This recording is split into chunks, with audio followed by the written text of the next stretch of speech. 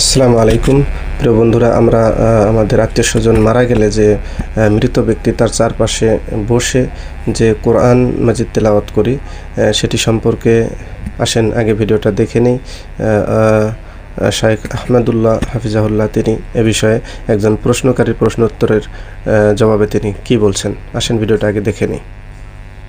মৃত ব্যক্তির সামনে কোরআন তেলাওয়াত, ভাই কোরআন তেলাওয়াত করতে হবে জীবিত ব্যক্তির সামনে, তাকে শোনানোর জন্য। যিনি মারা গেছেন তার সামনে তেলাওয়াত করলে তিনি শুনতে পাবেন। ওমা আনতা বিমুসমিইন মান ফিল কুবুর। আপনি মৃত ব্যক্তিকে যেহেতু শোনাতে পারবেন না, তাহলে এবার তার সামনে কোরআন তেলাওয়াত করার কোনো ফজিলত নাই। মৃত ব্যক্তি কেউ মারা গেলে তার চারপাশে, লাশের চারপাশে ঘিরে মানুষ কোরআন তেলাওয়াত করে, অনেক সময় হুজুর বানা করে আনে কোরআন তেলাওয়াত করা হয়, এগুলো ইসলামের নির্দেশ না। তো আমরা ভিডিওটা শেষ পর্যন্ত দেখলাম। তো এখানে কোরআন হাদিসে তেমন কোনো নির্দেশনা নেই যে এগুলো কাজ করতে হবে। অবশ্যই আমরা এগুলো মেনে চলার চেষ্টা করব ইনশাআল্লাহুল আজিজ।